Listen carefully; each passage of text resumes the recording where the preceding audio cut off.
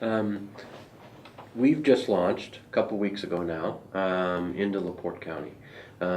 Tell me a little bit about some of the positives, whether they be cultural, folks we're going to work with on the government, organizations you're familiar with, geographically what the region brings, but tell me a little bit about what you think we'll find. I think you're going to find a wonderful opportunity for, I call it Valpo life, Yeah. as well as for the people you're going to serve in LaPorte County. There is this huge commonality of interest as far as the demographics of the county and Lake and Porter County. We share a lake shore. We share an industrial base. You still have, although they've had very tough economic times in LaPorte County as well, a very similar experience to the Valparaiso regional area where you've seen, unfortunately, a loss of a lot of these small, good-paying manufacturing jobs. But it has also led, and 20 years ago I represented Michigan City and Westville. And it's interesting coming back now 20 years later that if you would, the economic development groups in LaPorte City and Michigan City, because they're kind of the two anchors, instead of competing against each other, realize, yeah, we would like that business or that job, but you know what? If they're in LaPorte County, Yeah. we're all better off. Yeah, you nailed it on the head. Those We're groups are all very in better sync. off. Yep, they're very much in sync, and that has been a very positive change. I also think looking cooperatively as far as the work with the county officials and local economic development groups, the development of the intermodal proposal in the Kingsbury area is a huge new economic driving force that's going to compensate for some of those lost jobs. I tell people that distribution and rail hub, those are our kind of jobs. Yep. Those are our kind of jobs in Northwest Indiana. Good paying jobs are going to be permanent jobs, and it plays on a strength, transportation. Yep. So there's really some very good positive cooperative movement happening in LaPorte. Well, and I've even seen very complimentary efforts from Mayor Meir and Mayor Milo, and going across the lines, across towns, talking about how to get people around, get people employed within those two areas, and there just seems to be an awful lot of county collaboration. Right. I talked to someone yesterday and they suggested that Mayor Costas has offered some of the equipment that Valparaiso has to Mayor Freeman Wilson as far as some of the demolition work, if it assists them.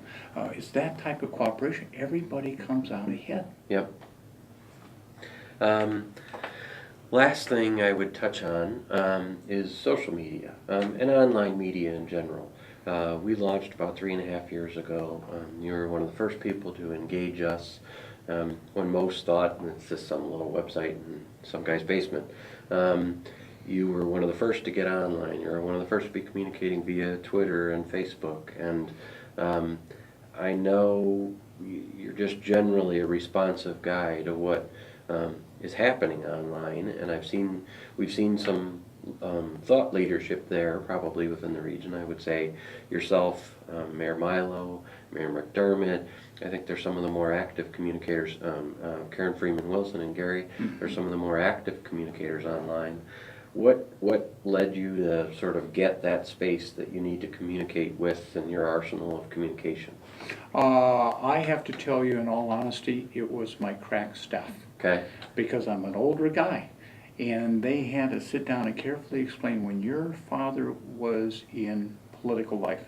He went to Marco's Tap in Glen Park. He went to the Democratic Club. He went to Club SAR. When you started out, you went to the Franklin Delano Roosevelt Democratic Club of North Hammond. Okay. You went to the Mayfield Club. People don't necessarily do that anymore. Here's how people communicate. Yeah. And if you would, you finally have this aha moment that, yeah, that's how people communicate. And this is representative government. And just as I've mentioned, I do a lot of fish fries and spaghetti dinners for people to get their hands on me. That's how people communicate now, especially younger people, and it's important to get them connected. If there's an aha moment, I have two sons who are 25 and 22, and you sit there and you realize my one son, although he has a laptop, really doesn't use anything other than his phone now. Yep. Doesn't use anything but his phone.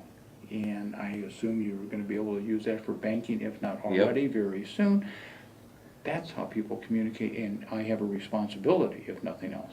So your to staff use was that media. intelligently making the argument that, hey, you know, we've got to use these channels to communicate, and then literally watching your son and saying, okay, he's not watching, he's not going to those clubs, he's not, Yeah. maybe he's not watching TV, maybe he's not listening to the radio, maybe he's not reading the newspaper, he's on his phone. How do I talk to him? You're being a little kind though. They kind of grabbed me and looked at me and said, Yeah. wake up, wake up. Well, but But I think- woke up. Yeah, and I think that's the key, is that, you know, a lot of people look at it as that's the only way of communication. That's not the only way of communication. It's just, it's a segment that's not going away. Right. It's a segment that you gotta communicate with. Any examples of feedback you've gotten through your website or email or social networks that was really valuable to you? I would think just the fact that the majority of the communications, as I now call them, I used to say mail. Yeah, I'm old enough to remember when I worked for Congressman Benjamin, we would receive telegrams in the office. And I'm trying to describe to my sons what a telegram looked like. No, really, right? Is that somewhere between 60–65% of communications I feel an obligation to respond to people about are electronic now. Yep. So I think the overarching is that is how people are contacting our office today. And it could be through any one of those medias.